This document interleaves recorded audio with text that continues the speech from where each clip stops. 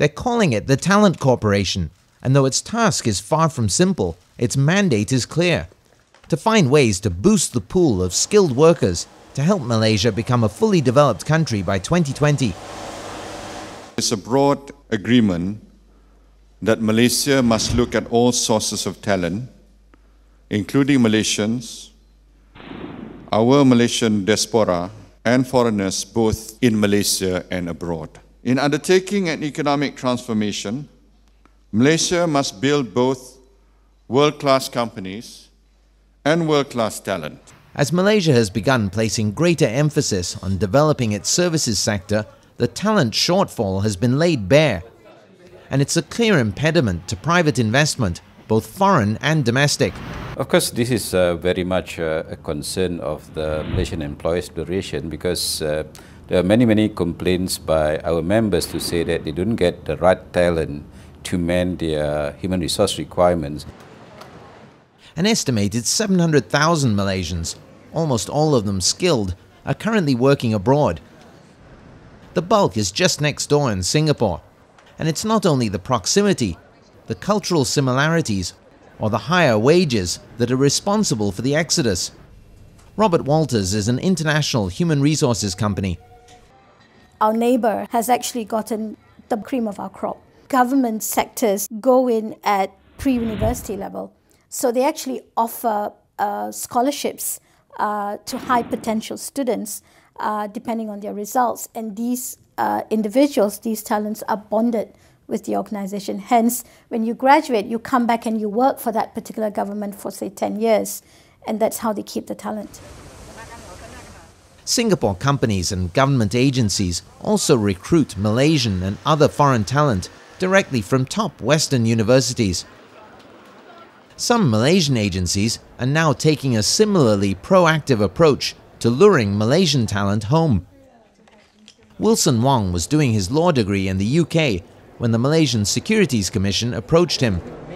I was still in my student house writing my paper, and I got the email. I was surprised.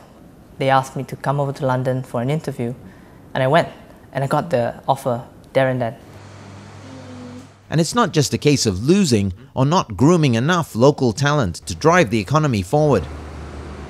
The figures as far as the foreign experts in 2000, it is something like 80,000 of them working in Malaysia, but the current figure is slightly less than 40,000.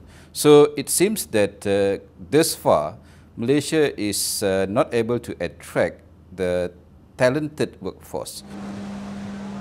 One obvious reason is that Malaysian wages are lower than more advanced economies. But that doesn't mean it can't be very attractive to expatriates. Andy Davison is the publisher of the Expat magazine. He also gave input to the government as it looked to set up the Talent Corporation. The cost of living is one of the big pluses that most expats talk about, and the overall lifestyle, the fact that you can live in landed property, the fact that you've got lots of tourist destinations you can go to, the good choice of cuisines, the shopping malls, I mean, there's just a long list of things that they like. Historically, Malaysia hasn't made it easy for skilled foreigners to come and work here, let alone to stay on if they decide they like it. Work permits have been tied to specific jobs and had to be renewed frequently. The spouses of permit holders weren't allowed to work, and to get permanent resident status could easily take a decade or more. The government is now tackling those obstacles. It's set to begin issuing 10-year passes for skilled foreigners, which will also allow them to switch jobs and allow their spouses to work.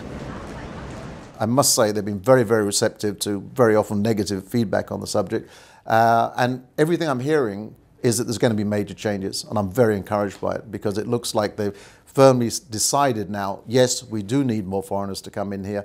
They are necessary for the economic growth of the country.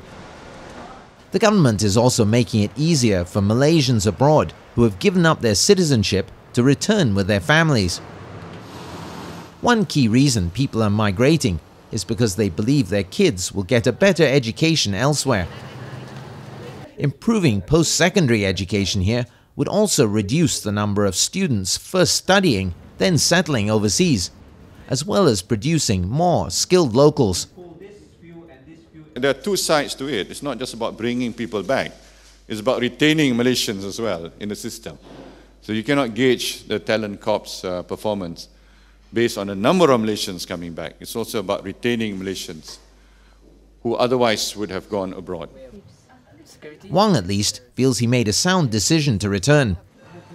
We're really opening up. Liberalization is the word these days, and it's really, it's given a renewed sense of enthusiasm for graduates overseas to really come back home and see, be part of this exciting time.